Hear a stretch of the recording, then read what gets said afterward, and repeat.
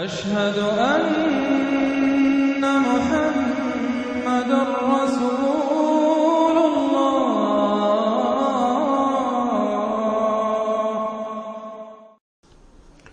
سورة عبس بسم اللہ الرحمن الرحیم.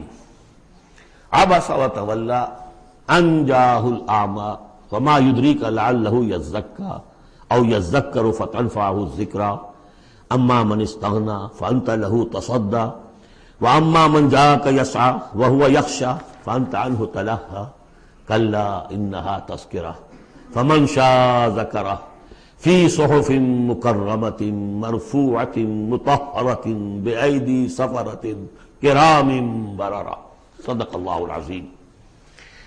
یہ جو سورہ مبارکہ ہے اس کے بارے میں بعض حضرات کو جو اپنے خیال میں چاہتے ہیں کہ حضور کا مقام جو ہے جتنا بلند سے بلند ہو رکھا جا سکے تو اس کی ادھر ادھر کی تعویلیں کرنے کی کوشش کرتے ہیں، لیکن اس میں کوئی شک نہیں ہے کہ یہ واقعہ بالکل اسی طرح پیش آیا جیسا کہ یہاں لکھا ہوا ہے، اور اس کی قطعاً کوئی تعویل کرنے کی ضرورت نہیں. دیکھیے، نبی کا معاملہ یہ ہوتا ہے، رسول کا معاملہ خاص طور پر، کہ اسے دیکھنا ہوتا ہے کہ مجھے ایک عظیم جو میرے اوپر ذمہ داری ڈال دی گئی ہے اس کے پورا کرنے کے لیے بہتر راستہ کون سا ہے. اب ظاہر بات ایک معاشرہ ہے، اس معاشرے کے اندر طبقات ہیں، ڈی فیکٹو ہیں. آپ کے لیے تو وہ گیون ہیں، آپ نے خود تو پیدا نہیں کیے ہیں، موجود ہیں. اب ان میں ظاہر بات ہے جو لوگ زیادہ اثر و رسوخ رکھنے والے ہیں ان میں سے ایک اگر ایمان لے آئے تو وہ دوسرے عوام الناس میں سے بیسیوں اور دسیوں کے مقابلے میں زیادہ اہم ہو جائے. موٹی سی بات ہے، اس میں کوئی راز والی بات تو ہے نہیں. اس لیے حضور نے دعا کی، جھولی پسار کر دعا کی، پروردگار عمر بن الخطاب اور عمرو بن ہشام یعنی ابو جہل میں سے ایک کو تو میری جھولی میں ضرور ڈال دے. یہ ویسے لوگ ہیں اپنے معاشرے میں اثر و رسوخ رکھنے والے ہیں، حیثیت ہے، تکڑے ہیں، تو اگر ان میں سے کوئی ایمان لے آئے تو تقویت حاصل ہوگی. تو نتیجہ یہ نکلتا تھا کہ حضور ایسے لوگوں کی طرف زیادہ راغب رہتے تھے، توجہ فرماتے تھے. پھر خاص طور پر جو لوگ اپنے ساتھی ایمان لے آئے ہیں، اب یہ کہ ظاہر بات ہے وہ تو اپنے ہی ہیں. آدمی بسا اوقات کچھ زیادتی کر بیٹھتا اپنوں کے اوپر، اور اس کی اپنائیت ہی در حقیقت کہ یہ تو اپنا ہے، اس کو کوئی بات نہیں، سہ جائے گا، برداشت کر لے گا اور یہ سمجھ لے گا کہ اس میں کوئی مصلحت ہوگی. تو اگر اس طرح کا رویہ ہو تو یہ بالکل منطقی ہے، سمجھ میں آنے والی بات ہے. کہ ایک روز حضور کے پاس کچھ قریش کے سردار بیٹھے ہوئے تھے، گفتگو کر رہے تھے. عبداللہ ابن ام مکتوم رضی اللہ تعالی عنہ ایک نابینا صحابی ہیں، وہ آ گئے. اب یہ کہ بھارت نابینا تھے، لیکن یہ کہ بہرے تو نہیں تھے. اندازہ تو انہیں بھی ہو گیا ہوگا کہ اس وقت گفتگو ہو رہی کن لوگوں سے ہو رہی ہے. اور جو نابینا ہوتے ہیں اللہ تعالیٰ ان کی کوئی اور ایک رنگ تیز کر دیتا ہے، کمپنسیٹ تو کرتا ہے نا ان کو. تو انہیں یہ چاہیے تھا کہ اس وقت وہ خاموش رہتے. انہوں نے یہ کیا، بار بار حضور کو اپنی طرف متوجہ کر رہے. حضور ان سے گفتگو کر رہے ہیں اس وقت. اس پر کچھ ناگواری کے آثار پیدا ہوئے، حضور کی تیوری پر بل پڑ گئے اور حضور ان کی طرف متوجہ نہیں ہوئے. وہ بددل ہو کر وہاں سے اٹھ کر چلے گئے. اس پر پھر یہ کہہ لیجئے حضور کا لفظ عتاب، یہ عتاب نازل ہوا مجھ پر، اس لیے کہ اس کے بعد پھر جب کبھی بھی آتے تھے عبداللہ ابن ام مکتوم تو حضور فرمایا کرتے مرحبا بالذی عاتبنی اللہ فیہ، مرحبا اس شخص کے لیے جس کے بارے میں اللہ نے مجھ پر عتاب فرمایا ہے. اب اس میں یہ تعویل کرنا کہ یہ حضور کے مقام تو یہ ہو ہی نہیں سکتا، انہونی بات ہے، ادھر سے ادھر سے، قطعاً کوئی ضرورت نہیں. یہ رسول بھی بشر ہوتا ہے، بشر ہونے کے علاوہ میں نے آپ کو بتایا ہے یہ دعوت کا تقاضا ہے. اب جو یہ ہمارے اس وقت جو ساتھی تھے، غریب جو حضور کے ساتھی تھے، اور جو جن کو پیٹا جا رہا تھا، مارا جا رہا تھا، جو مزدور تھے، جو وہاں کے غلام تھے، ظاہر بات ہے کوئی صاحب حیثیت کوئی شخص ایمان لے آتا تو ان کی تکالیف میں کمی ہوتی، انہیں ایک طرح کی سپورٹ ملتی. اس لیے جہاں تک نیت کا معاملہ وہ بالکل ٹھیک تھا. البتہ یہ کہ کسی وقت ایسا ہوتا ہے کہ نیک نیتی کے ساتھ بے نیکی کا جذبہ بھی ایک حد اعتدال سے تجاوز کر جاتا ہے. اور یہ قاعدہ ہے کہ حسنات الابرار سیئات المقربین، یہ درجات کی بات ہے. یہ بات عام آدمی کرتا کوئی بات نہیں تھی، یہ بات محمد سے سرزد ہوئی صلی اللہ علیہ وسلم. تو اللہ تعالیٰ اپنے بڑے بندوں کی جو ہے چھوٹی خطاؤں کے اوپر بھی ایسا انداز اختیار کرتے ہیں کہ جیسے ان سے بہت بڑی خطا ہو گئی. تو یہ ہے سارے مسائل سامنے ہو تو پھر کوئی ضرورت کسی تعویل کی نہیں. عبس وتولی، اب بار بار جو انہوں نے متوجہ کیا ہوگا تو حضور کا کہ چہرے پر کچھ تھوڑی سی ناگواری سے شکنیں پڑ گئیں اور آپ نے ان کی طرف خطاب نہیں کیا، پھر موڑ کا میری طرف دیکھیے، وہ دیکھ کر پھر یہ ماتھے پر شکن لے کر آپ نے پھر منہ موڑ لیا۔ ان جاءہ الاعمی، اس بات پر کہ اس کے پاس ایک نابینا آیا۔ وما یدریک لعلہ یزکیٰ، اے نبی آپ کو کیا معلوم کہ اسے وہ تزکیہ حاصل کرتا، وہ بلند مقامات آپ کی گفتگو سے استفادہ کر کے اپنے درجات بلند کرتا، اور یذکر فتنفعہ الذکریٰ، یا یہ کہ وہ نصیحت اخذ کرتا، اسے وہ نصیحت مفید ہوتی۔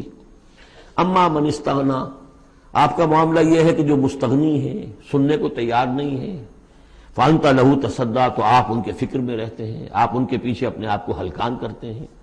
یہ لوگ جو ہیں یہ تو آپ کی بات سننے کو تیار نہیں ہے۔ وما علیک الا یزکیٰ، اور اگر وہ پاکی اختیار نہیں کرتے تو آپ کے اوپر کوئی الزام نہیں، آپ سے پوچھ گچھ نہیں ہوگی۔ واما من جاءک یسعیٰ، اور وہ کہ جو آیا ہے آپ کے پاس دوڑ کر چل کر آیا ہے، بھاگ کر آیا ہے، وہو یخشیٰ، اس کے دل میں خشیت بھی ہے، فانت عنہ تلہیٰ، تو آپ اس سے کچھ استغنا اور تغافل برت رہے ہیں۔ کلا، ایسا نہ کیجیے، انہا تذکرہ، یہ قرآن تو ایک یاد دہانی ہے، فمن شاء ذکرہ، جو چاہے اس سے نصیحت اخذ کر لے۔ ابو جہل نہیں کرتا، دفع ہو، ابو لہب نہیں کرتا، دفع ہو۔ جو کرنا چاہتے ہیں آپ کی توجہ ادھر ہونی چاہیے، جیسے سورہ کہف کے اندر آیا، وَاصْبِرْ نَفْسَكَ مَعَ الَّذِينَ يَدْعُونَ رَبَّهُمْ بِالْغَدَاةِ وَالْعَشِيِّ يُرِيدُونَ وَجْهَهُ وَلَا تَعْدُ عَيْنَاكَ عَنْهُمْ تُرِيدُ زِينَةَ الْحَيَاةِ الدُّنْيَا وَلَا تُطِعْ مَنْ أَغْفَلْنَا قَلْبَهُ عَنْ ذِكْرِنَا وَاتَّبَعَ هَوَاهُ فَكَانَ أَمْرُهُ فُرُطًا۔ تو یہ مختلف مواقع پر یہ بات آئی ہے، لیکن ظاہر بات ہے کہ حضور معاذ اللہ ثم معاذ اللہ ثم معاذ اللہ کسی ذاتی غرض کی وجہ سے تو نہیں، اور یہ ہمیشہ ہوگا دعوتوں میں، تحریکوں میں۔ ظاہر بات ہے ہر سطح کے لوگ ہوتے ہیں، اب جو بھی داعی کوئی ہے، کوئی کسی جماعت کا امیر ہے، اب اس کا وہی ہوگا، اور وہ چونکہ ایک کمپلشن ہے کہ جو لوگ معاشرے میں زیادہ مؤثر ہیں، صاحب حیثیت ہیں، ان کا ایمان لے آنا، ان کا ساتھ آ جانا، کسی تحریک میں شامل ہو جانا، وہ اس تحریک کے لیے، اپنے لیے نہیں، ذات کے لیے نہیں، اس تحریک کے لیے، اس دعوت کے لیے، اس مقصد کے لیے یقیناً مفید تر ہے۔ اس حوالے سے معاملہ رہے گا، اور اس میں یقیناً پھر ایسا ہوتا ہے کہ دوسرے طبقات کے لوگ جو ہیں وہ پھر اسے محسوس کرتے ہیں، مغایرت سی ہو جاتی ہے۔ تو یہ در حقیقت دنیا میں بھی یوں سمجھیے کہ ہر اعتبار سے یہ پل سرات جسے ہم کہتے ہیں کہ اس کو بال سے زیادہ باریک اور تلوار کی دھار سے زیادہ تیز ہوگی، وہ دنیا میں بھی ہے۔ دو انتہاؤں کا معاملہ ہر وقت رہتا ہے۔ کوئی شخص جو ہے وہ اپنی خودداری، عزت نفس کی وجہ سے ایک رویہ اختیار کرتا، دوسرا سمجھتا متکبر ہے۔ یہ ایک شخص ہے جو کسی کے ساتھ ملائمت سے پیش آتا ہے، دوسرا سمجھتا ہے میری خوشامد کر رہا ہے، چاپلوسی کر رہا ہے۔ تو ان دونوں چیزوں کے اندر تکبر اور خودداری، بس یوں سمجھیے کہ قدم میں فاصلہ دارن، بلکہ قدم بھی بڑی شے ہے، وہ باریک بال ہی ہے درمیان میں، کہ خودداری کسے کہتے ہیں، تکبر کسے کہتے ہیں۔ تو اس میں یہ ہے کہ ہر معاملے کے اندر کوشش ہونی چاہیے درمیانی راستے کی، جتنی بھی انسان کر سکے۔ یہاں جس شان کے ساتھ قرآن کا ذکر ہوا ہے کہ اس قرآن مجید کو بھی آپ اپنا جس طریقے سے اپنی فرض رسالت کی ادائیگی کے لیے جس طرح آپ اپنے آپ کو ہلکان کر رہے ہیں، اس میں ایک پہلو اور بھی ہے، اس قرآن کی بھی توہین ہو رہی ہے۔ اس قرآن کو بھی لیے آپ پھر رہے ہیں، ان کو دے رہے ہیں، پڑھو اور سنو اور سمجھو، پھر میں سناتا ہوں، پھر سناتا ہوں۔ کلا انہا تذکرہ فمن شاء ذکرہ، نہیں، یہ تو ایک نصیحت ہے، جو چاہے اخذ کرے، جو نہیں کرنا چاہتا دفع ہو۔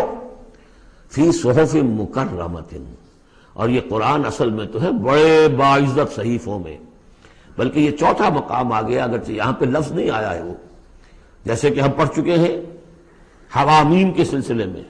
یہ قرآن کہاں ہے؟ وَإِنَّهُ فِي أُمِّ الْكِتَابِ لَدَيْنَا لَعَلِيٌّ حَكِيمٌ، یہ تو ام الکتاب کے اندر ہے، جو ہمارے پاس ہے اور بڑے بلند مقام پر ہے۔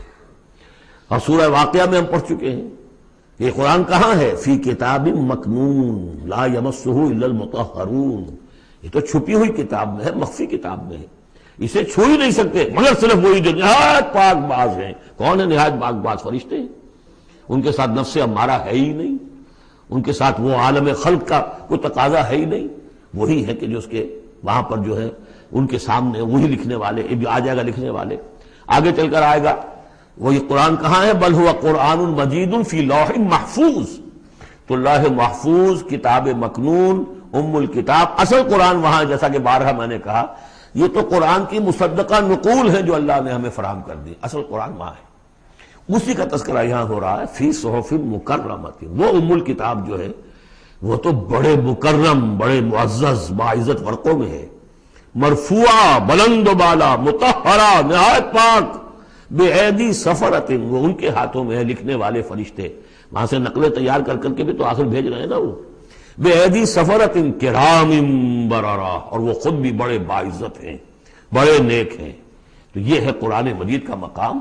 تو آپ اس قرآن مجید کے ساتھ بھی اس کے مقام کو سمجھتے ہوئے معاملہ کیجئے. جو اس کی توہین کرتا ہے اسے دفع کیجئے، اس کو منہ نہ لگائیے. اور آپ تو اپنے آپ کو جو بھی آپ کے پاس چل کر آئے اور جو واقعتاً طالب ہو ہدایت کے اور نیکی کے اور تقویٰ کے، ان پر توجہ دیجئے. قتل الانسان ما اکفرہ، ہلاک ہو جائے یہ انسان کس قدر یہ ناشکرا ہے. من ای شیء خلقہ، کبھی سوچے یہ اللہ نے اسے کس چیز سے پیدا کیا ہے. من نطفہ، ایک بوند سے. خلقہ، اسے بنایا. فقدرہ، اس کا ایک اندازہ مقرر کر دیا. دیکھیے ہر انسان کا ایک اندازہ ہے، شاکلہ. آج ہم سمجھتے ہیں جینز ہیں، ہر شخص کو جو جینز ملے ہیں اسی کے حساب سے اس کا شاکلہ وجود میں آئے گا. یا تو اس کو جو جینز مل رہے ہیں ماں سے اور باپ سے، اور یا پھر یہ ہے کہ جس ماحول میں اللہ نے اس کو پیدا کیا اس سے اس کا ایک شاکلہ وجود میں آتا ہے. تو فرمایا کہ اس کا پھر ایک اندازہ بھی ہم نے مقرر کر دیا. ثم السبیل یسرہ، پھر ہم نے آسان کر دیا اس پر راستہ. اس میں یہ بھی ہے معنی لیے گئے ہیں کہ ماں کے پیٹ سے اب کس قدر یہ مرحلہ سخت ہے، اس کا وہ راستہ جو اس کا نکلنے کا ہے کس قدر سخت ہے، کس قدر انسان کے لیے واقعتاً ایک عجوبہ ہے. تو اس کو وہ راستہ اس کے لیے آسان کر دیا. لیکن یہ کہ پوری زندگی کا راستہ بھی ہے. ثم اماتہ فاقبرہ، پھر اس پر موت وارد کی اور پھر اسے قبر میں داخل کر دیا.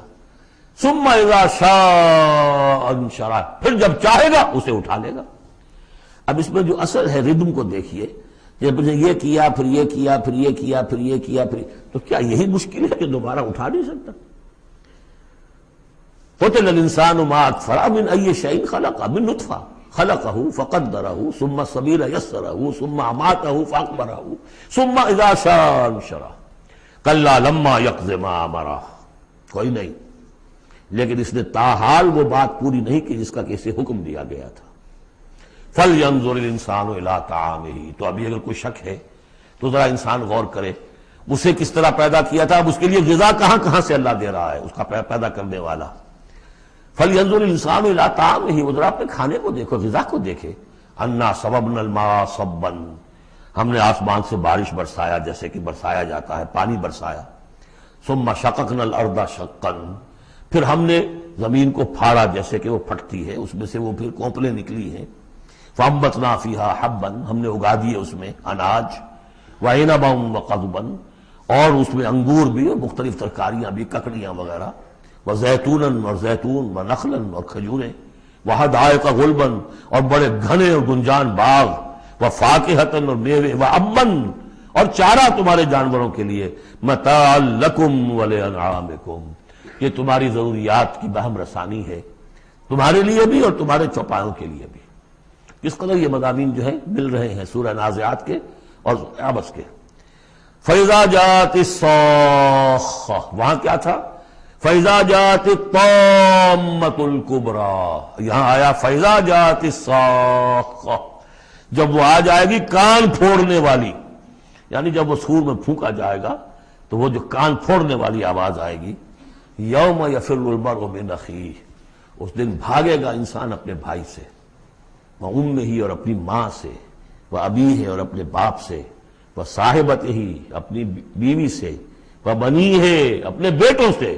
لکل امرئ منہم یومئذ شأن یغنیہ، ہر جان کے لیے، ہر انسان کے لیے اس دن ایک ایسی جان پر بنی ہوگی جو ہر ایک سے اسے بالکل بے خبر کر دے گی. وہ اسی میں نفسی نفسی اسی میں الجھا ہوا ہوگا. وجوہ یومئذ مسفرہ، اب وہی نقشہ جو سورہ قیامہ میں آیا تھا. وجوہ یومئذ ناظرۃ الی ربہا ناظرہ، ووجوہ یومئذ باسرۃ تظن ان یفعل بہا فاقرہ. وجوہ یومئذ مسفرہ، بہت سے چہرے ہوں گے اس روز روشن. ضاحکۃ مستبشرہ، تبسم ہوگا ان کے چہروں پر، ہنس رہے ہوں گے اور خوشیاں منا رہے ہوں گے. وَوُجُوهٌ يَوْمَئِذٍ عَلَيْهَا غَبَرَةٌ، اور کچھ چہرے ہوں گے ان کے اوپر دھول پڑی ہوگی، غبار آلود، ترہقها قطرہ، ان پر سیاہی چھائی ہوئی ہوگی۔ اولئک هم الکفرۃ الفجرہ، یہی ہے وہ کہ جو منکر ہے اور فاجر ہیں، اپنے نفس کے تقاضوں کو پورا کرنے کے لیے وہ تمام حدود سے اور قیود سے آزاد ہو جاتے ہیں۔